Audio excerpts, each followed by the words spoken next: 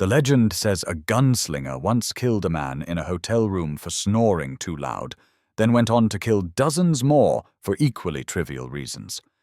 The story appears in countless books about Old West outlaws. But when you examine actual court records, contemporary newspaper accounts, and trial testimony preserved in Texas archives, something different emerges. The Snoring murder probably happened, but the story of why matters less than the pattern it represents.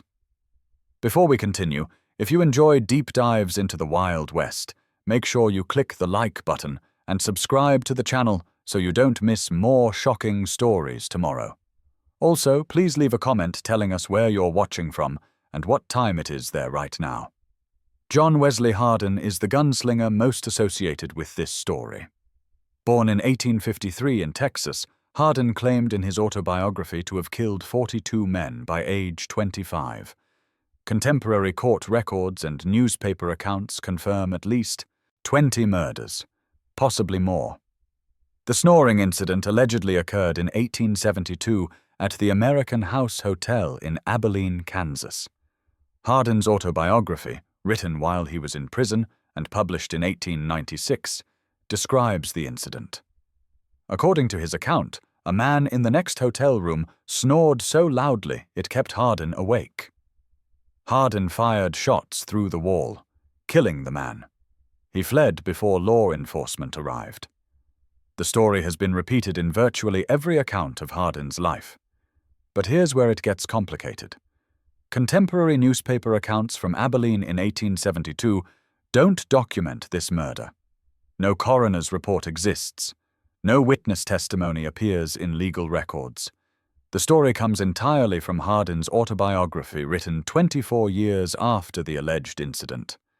Hardin had reasons to exaggerate and embellish his reputation as deadly gunman.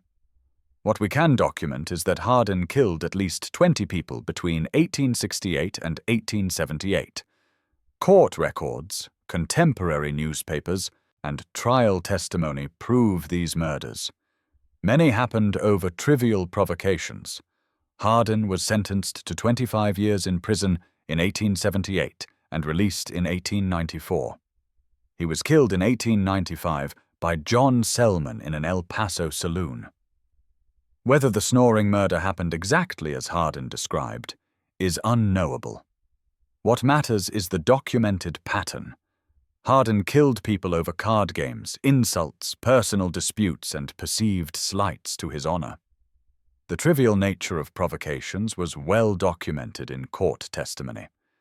Whether one specific murder involved snoring or not, the pattern of violence over minor issues was real. Understanding this requires separating what Hardin claimed in his autobiography from what court records and contemporary accounts actually prove. The sensationalized version makes better story. The documented reality reveals more about frontier violence, honor culture, and how legal systems failed to control armed men willing to kill over perceived disrespect. Understanding who John Wesley Hardin actually was requires examining documented records rather than his own heavily embellished autobiography. Census records, court documents, and contemporary newspaper accounts provide verifiable biography that separates fact from self-mythologizing. John Wesley Hardin was born May 26, 1853, in Bonham, Texas. Census records and birth documentation confirm this. His father was a Methodist circuit preacher, a detail that appears consistently across multiple sources. Hardin was named after the founder of Methodism, John Wesley. This religious background would be ironically contrasted against his violent career. Contemporary accounts describe Hardin as intelligent and educated beyond typical frontier standards. He could read and write proficiently, skills not universal in 1870s Texas.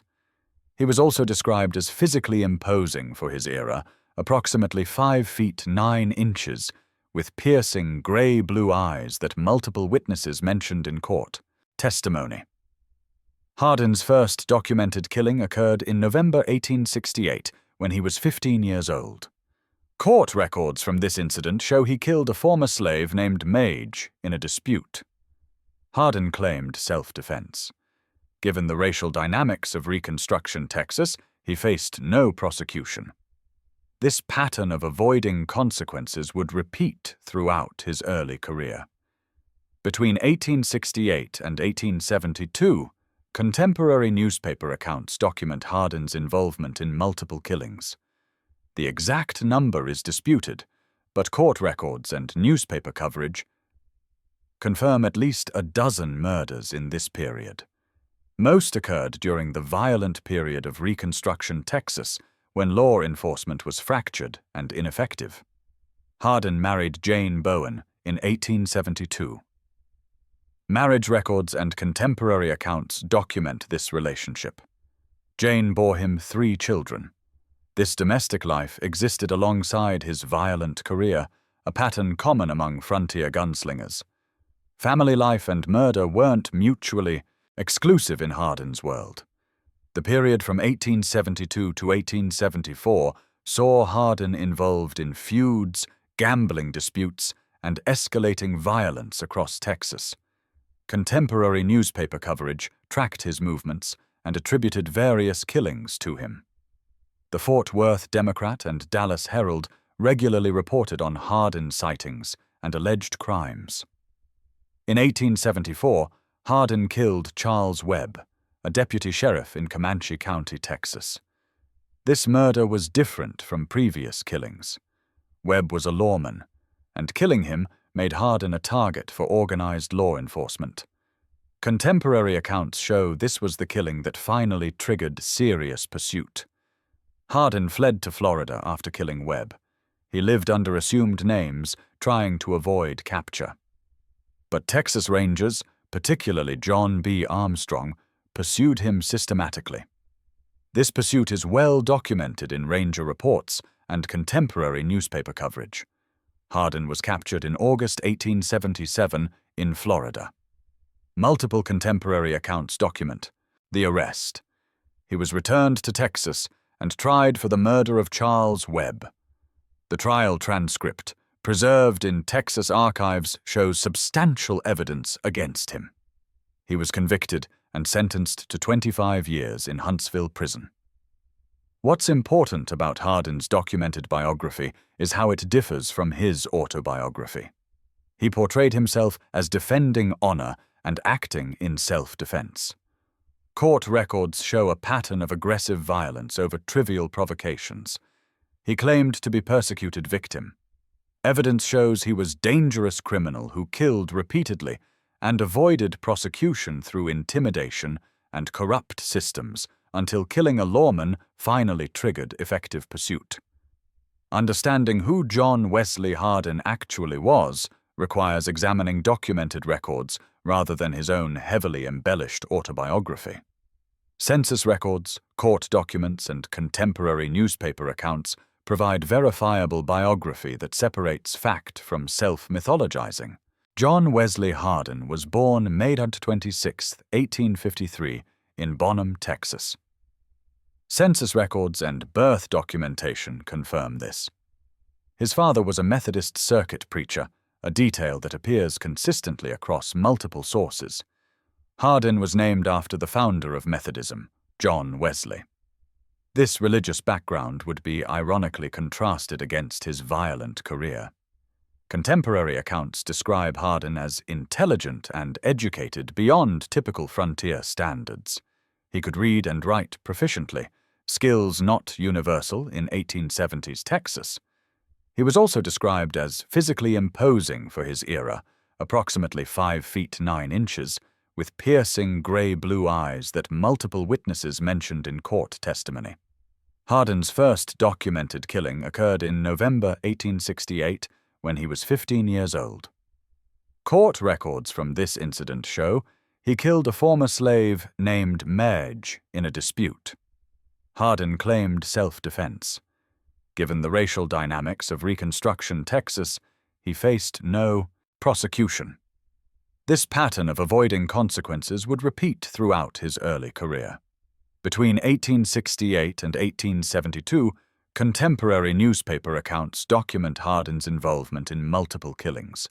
The exact number is disputed, but court records and newspaper coverage confirm at least a dozen murders in this period. Most occurred during the violent period of Reconstruction Texas, when law enforcement was fractured and ineffective. Hardin married Jane Bowen in 1872. Marriage records and contemporary accounts document this relationship. Jane bore him 3 children.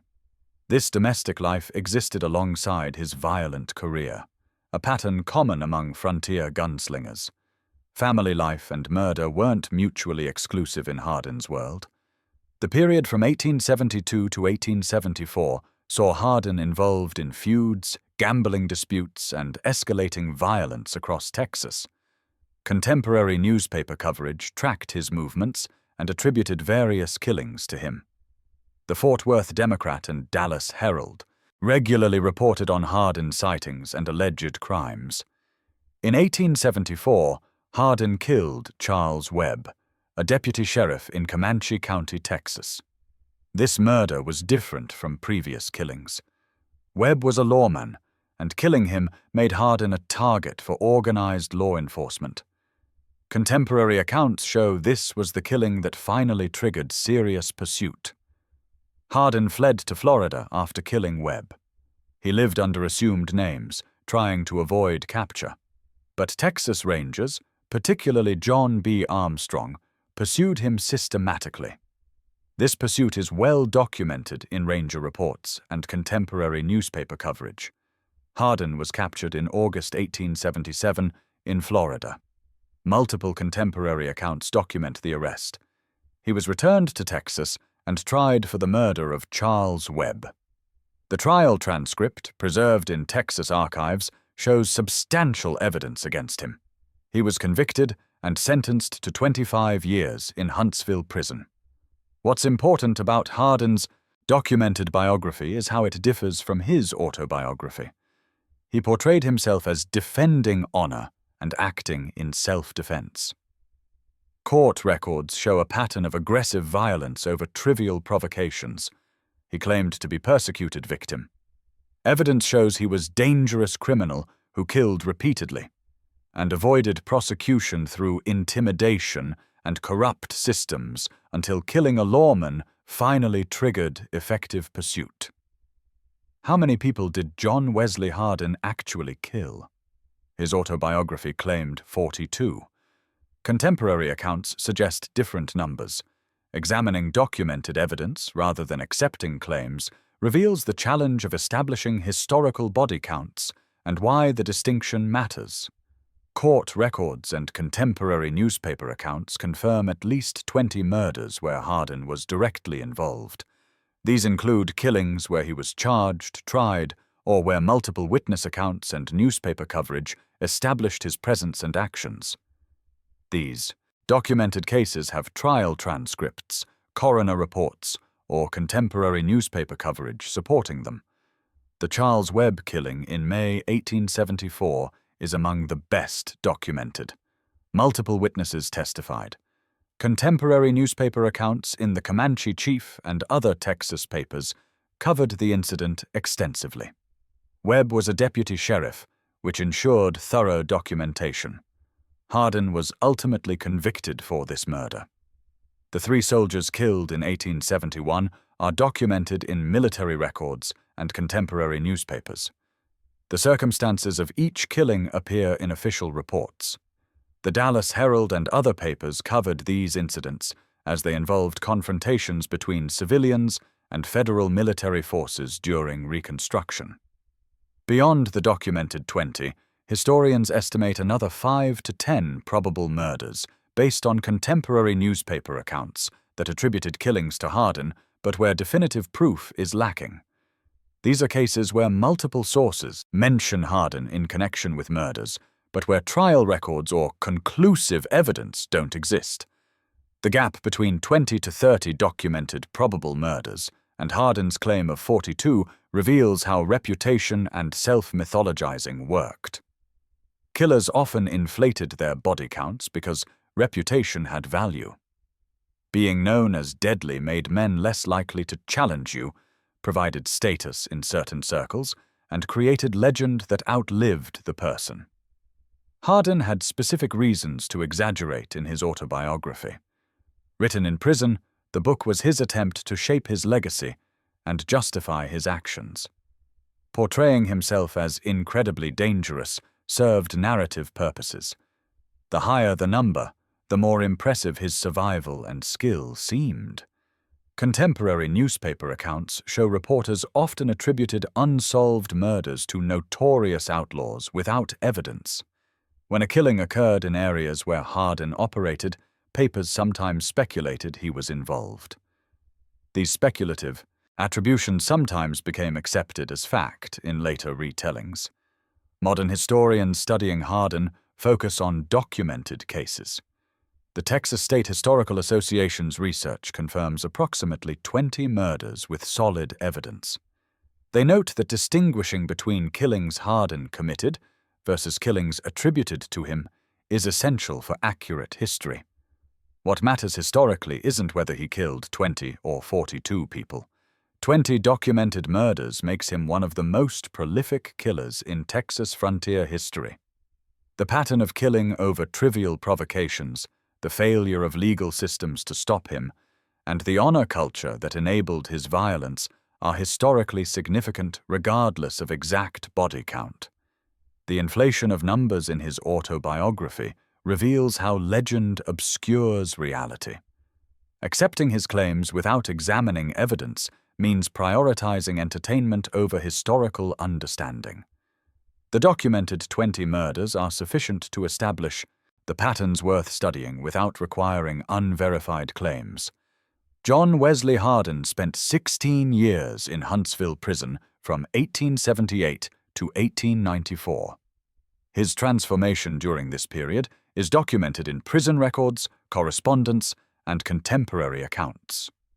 Understanding his imprisonment reveals both personal change and the limitations of frontier justice. Prison records show Hardin initially struggled with confinement. He attempted escape in 1881, documented in prison incident reports.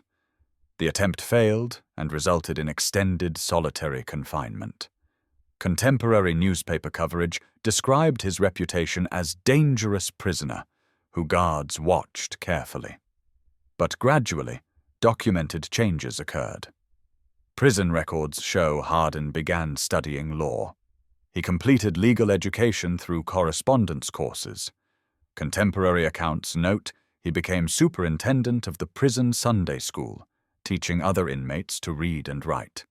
Letters he wrote during this period, preserved in archives, show educated man engaging with religious and philosophical questions.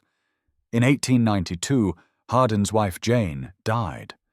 Contemporary accounts describe this as devastating blow. Letters he wrote after her death show genuine grief.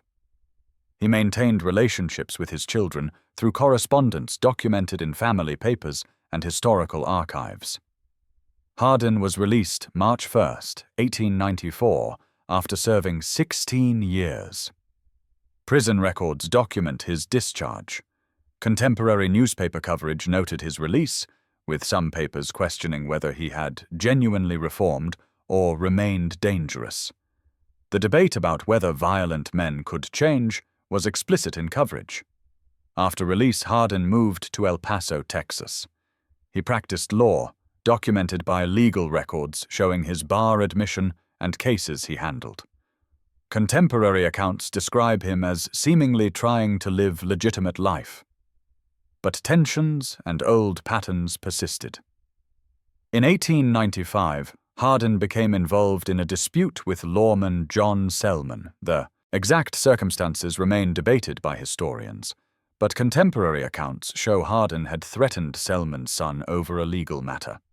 The conflict escalated in ways that recalled Hardin's earlier pattern of responding to perceived insults with aggression. On August 19, 1895, John Selman walked into the Acme Saloon in El Paso, where Hardin was drinking and playing dice. Selman shot Hardin in the back of the head, killing him instantly. Multiple witnesses testified to these facts in the subsequent trial. Hardin died at age 42, fulfilling the violent fate many had predicted. Selman was tried for murder. Contemporary newspaper coverage from the El Paso Herald and other papers documented the trial. Selman claimed self-defense, arguing Hardin was reaching for his gun when shot. Witnesses contradicted this, noting Hardin was shot from behind. Selman was acquitted, reflecting continuing dysfunction in frontier justice systems. The question of whether Hardin had genuinely changed remains debated. His legal work and religious activities in prison seemed authentic based on documented evidence. But his conflict with Selman showed he still responded to perceived slights with threats. The pattern of violent response to challenges never fully disappeared, despite years of imprisonment and education. Hardin's imprisonment and death reveal limitations of frontier justice. 16 years in prison represented serious punishment by frontier standards. But the patterns of violence, honor culture, and willingness to kill over perceived disrespect proved difficult to eliminate. The legal system that finally convicted him couldn't prevent his return to conflicts that ended in his death. John Wesley Hardin died in 1895, but the mythology about him grew extensively afterward. Understanding how his story was embellished, what was invented, and what was documented reveals how frontier legends develop and obscure historical reality. Hardin's autobiography, published in 1896, 1 year after his death, was the primary source of mythology. Written by Hardin himself, it presented his life as series of justified killings and persecuted man forced into violence. Modern historians examining the text against contemporary court records find extensive embellishments and self-justifications that contradict documented evidence. The claim of 42 kills comes from this autobiography. As discussed earlier, documented evidence supports roughly 20 murders. The inflation served Hardin's desire to be remembered as most dangerous gunman in Texas. The higher number made better legend than accurate body count. The Snoring murder story appears only in Hardin's autobiography. No contemporary newspaper accounts from Abilene in 1872 document this killing. No police reports, coroner records, or witness testimony support it. The story may be entirely invented, or may be Hardin's embellishment of different incident. What's certain is it's undocumented except in his own claims. Dime novels and pulp magazines in the late 1890s through 1910s seized on Hardin's story and further sensationalized it. Publications like True Detective Mysteries added details Hardin never claimed. The body count grew in these retellings. His skill with firearms became superhuman. The reasons for killings became more dramatic. By the 1920s and 1930s, Hardin had become archetypal deadly gunslinger in popular imagination. Western pulp fiction and early Western films drew on his legend. The distinction between documented history and fictional embellishments became thoroughly blurred in popular retellings. The Kansas Historical Society and Texas State Historical Association preserve documentation that allows fact-checking. Court records, contemporary newspapers, and trial transcripts provide evidence of what actually happened versus what Hardin claimed or what later writers invented. Modern historians can separate documented facts from legend by examining primary sources. What's interesting is how specific patterns of embellishment appear. Hardin's autobiography consistently portrays him as offending honor or acting in self-defense. Court testimony often contradicts this, showing him as aggressor. Later retellings maintain his self-justifications despite evidence showing them as false. The mythology also romanticizes frontier violence. Hardin's killings are presented as quick-draw duels or justified responses to threats. Court records show most killings were ambushes, surprise attacks, or shooting unarmed people. The reality was uglier than the legend. Modern books and films about Hardin often blend documented facts with legendary embellishments without distinguishing between them. This perpetuates myths and obscures historically significant patterns about frontier violence, honor culture, and justice system failures. Understanding mythology's development matters for historical honesty.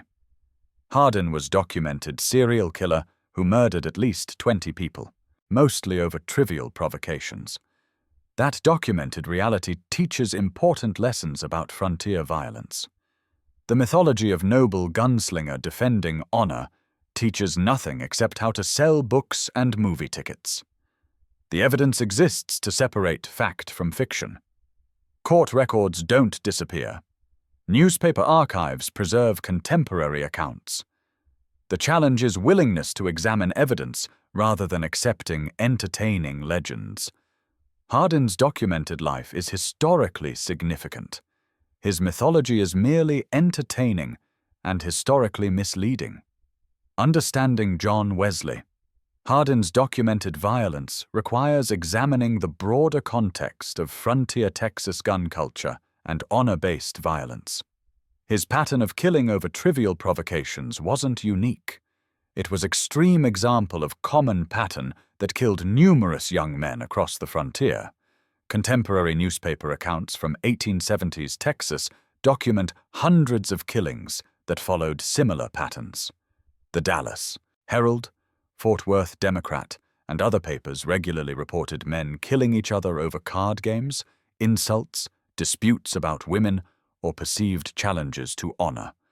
Hardin represented the extreme end of pervasive pattern.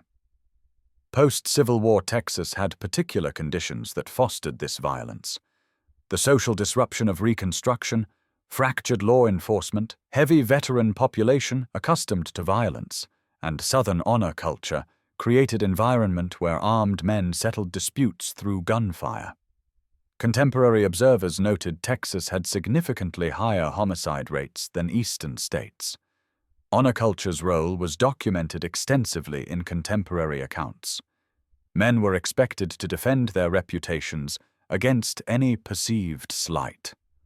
Backing down from confrontation was seen as cowardice that destroyed social standing. The willingness to fight or kill to defend honor was valued as masculine virtue. Frontier courts often failed to convict in honor killings. Trial. Transcripts showed juries sympathetic to defendants who killed in defense of honor. Contemporary legal commentaries noted this created effectively sanctioned violence where men could kill over insults and claim self-defense successfully. The availability of firearms made this cultural pattern deadly. Contemporary accounts note most frontier men carried pistols. The combination of honor culture requiring violent response plus universal access to lethal weapons created predictable pattern of killing. Disputes that might have ended in fistfights, instead, ended in death.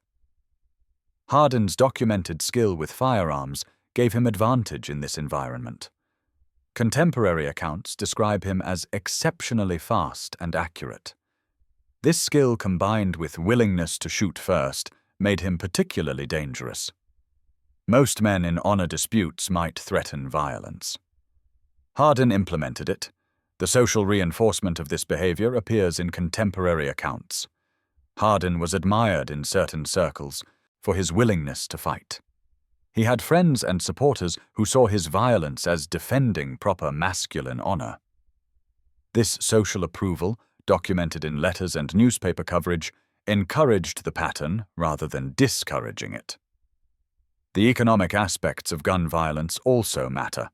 Contemporary accounts note gambling and alcohol were commonly involved in frontier killings. Saloons and gambling halls provided venues where armed men drinking and competing for money regularly resulted in violence. Hardin's documented killings often occurred in these settings. Race and class factors complicated the pattern. Court records show killings of white men by white men received more legal attention than killings of African Americans, Mexican Americans, or poor people by anyone. The system enforced honor culture selectively, protecting powerful white men while ignoring violence against vulnerable populations. The failure of legal systems to address this violence was documented extensively. Contemporary editorials complained about the ineffectiveness of law enforcement and courts, but structural issues prevented reform. Sheriffs were elected and couldn't afford to alienate voters. Juries reflected community values that sanctioned honor violence. The system couldn't control behavior the culture approved. Understanding Hardin's violence in this context reveals he wasn't aberration, but extreme example of broader pattern. The documented 20 murders were product of culture, social reinforcement, legal tolerance, and personal willingness to escalate any conflict to lethal violence. Addressing his violence required addressing the entire cultural and legal system, which proved impossible during his lifetime. John Wesley Hardin's final years after prison release and his death in 1895 provide crucial evidence about whether violent patterns can change and what limitations frontier justice had, even when functioning. His documented actions from 1894 to 1895 reveal complicated truth. Prison records show Hardin completed legal education and was admitted to the Texas bar after release. Contemporary newspaper accounts document him practicing law in El Paso. He handled real cases documented in court records. This seemed to indicate genuine rehabilitation and desire for legitimate life. Letters Hardin wrote after release, preserved in historical archives, show him expressing regret for past violence and commitment to peaceful life. He maintained contact with his children. He participated in religious activities. These documented actions suggested real change, but other evidence complicates this narrative. Contemporary accounts note Hardin still carried weapons and frequented saloons.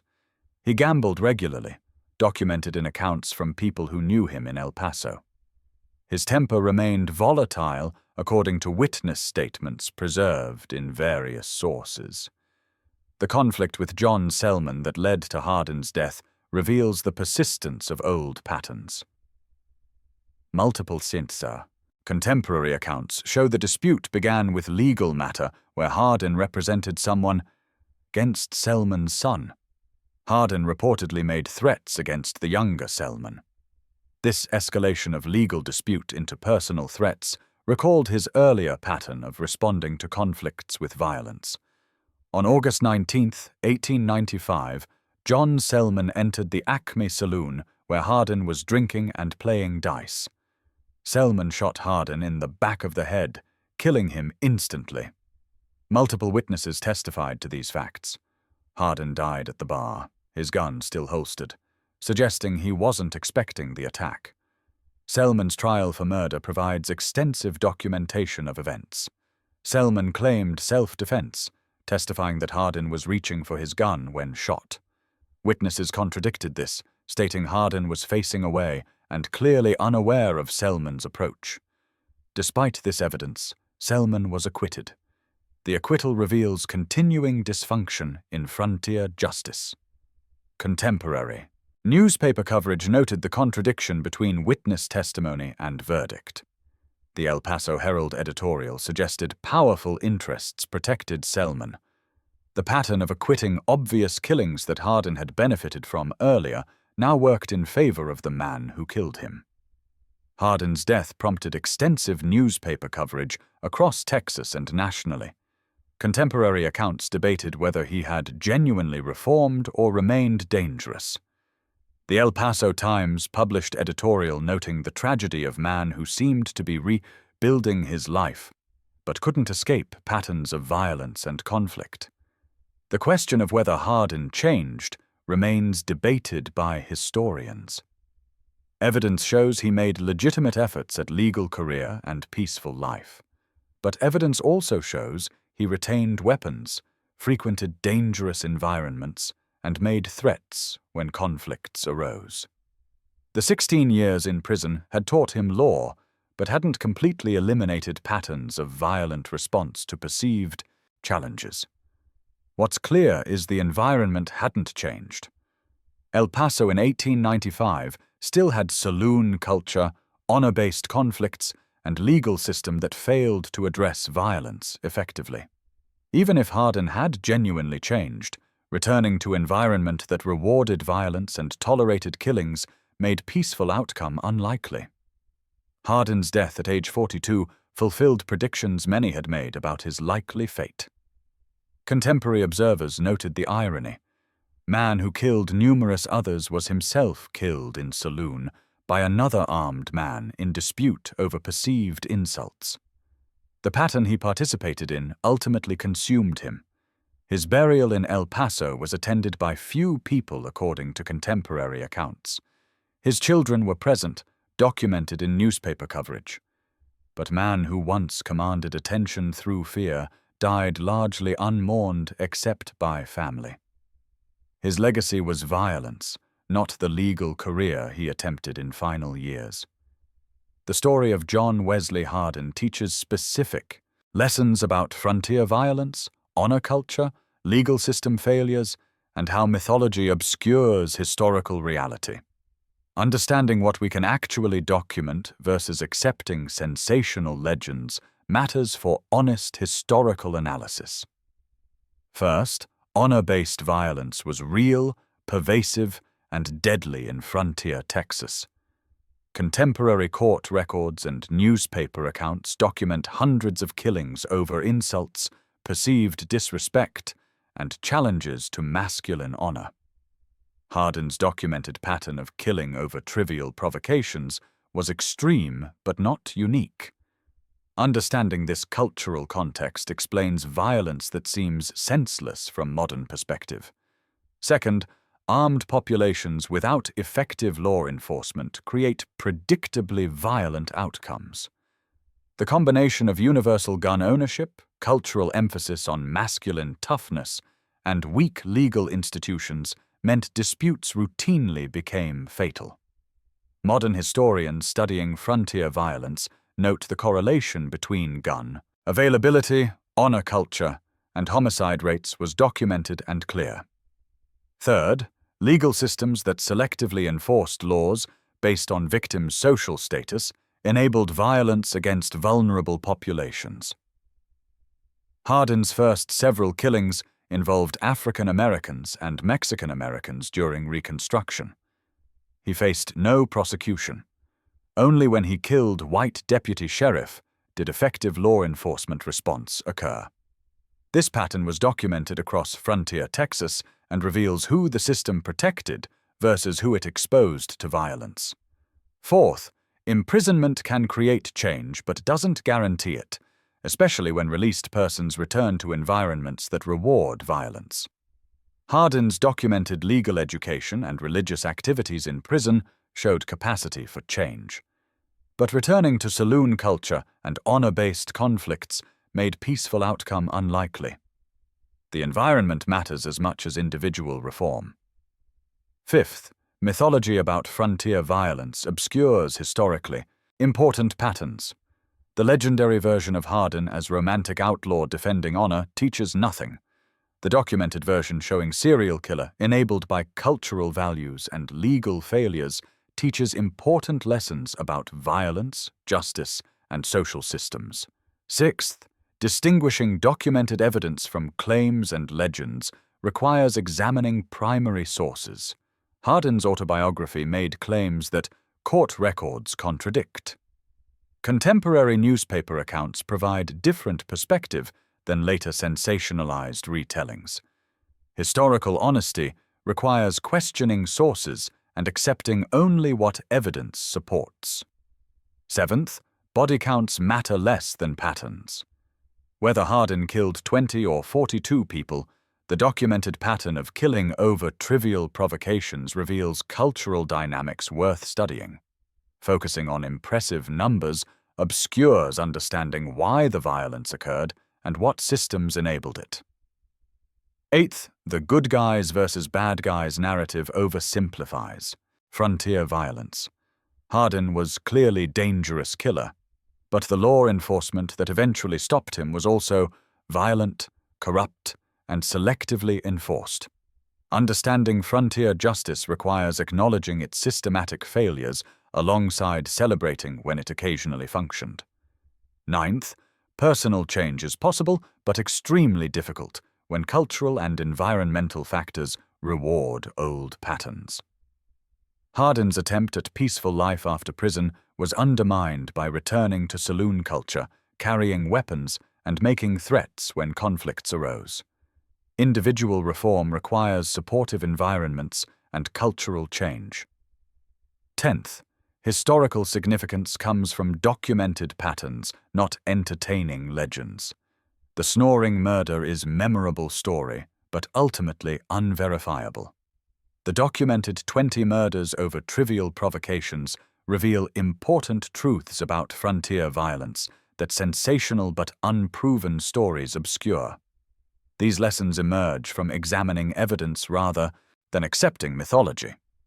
The documented John Wesley Hardin is more historically significant than the legendary Gunslinger. Understanding what actually happened teaches more than enjoying entertaining but inaccurate stories. John Wesley Hardin's documented life and death reveal uncomfortable truths about frontier violence, justice, and how legends obscure historical reality. Understanding what evidence actually proves versus what makes entertaining story matters for honest assessment of the Old West. The documented facts establish Hardin as serial killer who murdered at least 20 people between 1868 and 1874, mostly over trivial provocations. He was finally convicted for killing a lawman, served 16 years in prison, attempted to rebuild his life as lawyer, but was killed in 1895 in circumstances echoing the violent patterns he participated in earlier. The Snoring murder, while memorable story, is undocumented in contemporary sources and appears only in Hardin's self-serving autobiography. Whether it happened or not, it represents documented pattern of killing over minor provocations that court records and witness testimony confirm across his documented murders. What matters historically is the pattern Hardin's documented life reveals about frontier Texas culture. Honor-based violence was pervasive, killing numerous young men. Legal systems failed to control this violence, particularly when victims were from vulnerable populations. Gun culture combined with cultural emphasis on masculine honor created predictably deadly outcomes. The mythology that grew around Hardin obscures these important historical patterns. The legendary quick-draw gunslinger defending honor is entertaining, but false. The documented killer shooting people over card games and insults reveals truths about cultural values, social systems, and justice failures that sensational legends hide. Understanding why legends develop matters as much as documenting facts. Hardin's autobiography inflated his killing count and justified his violence because reputation had value and he wanted to control his legacy. Later writers embellished further because sensational stories sell better than honest history. Eventually, legend overwhelmed documented reality. The challenge for historical education is separating evidence from entertainment. Primary sources exist: court records, contemporary newspapers, trial transcripts, prison records. These documents tell story different from mythology. They reveal cultural patterns, systemic failures, and individual choices that produced 20 documented murders.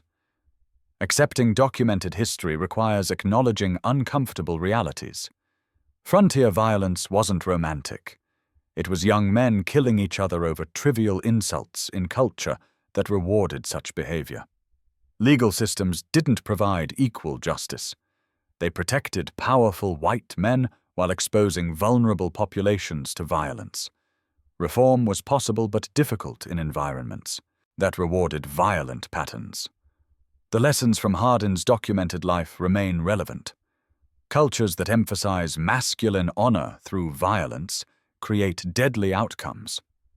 Legal systems that selectively enforce laws enable violence against vulnerable populations. Environments matter as much as individual choices in determining whether people can change violent patterns. And mythology that obscures these patterns prevents learning from history. If examining documented evidence about frontier violence changed your understanding of Old West mythology, subscribe for more historical analysis that prioritizes court records and contemporary sources over entertaining legends. Next week, the documented reality of frontier towns that proves Hollywood westerns lied about everything.